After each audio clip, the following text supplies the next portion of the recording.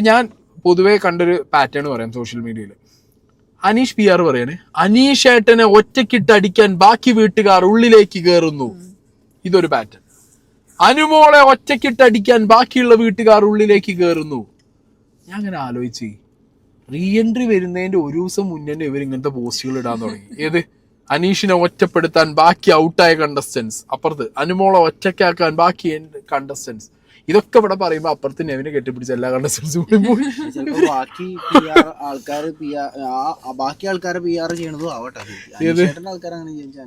അത് നിങ്ങളൊരു അനീഷ് PR ആയതുകൊണ്ട് നിങ്ങൾ അത് സമ്മതിച്ചു തരില്ല. അതും കൂടി അതിന്റെ കൂട്ടത്തിലാണ് പറയട്ടോ.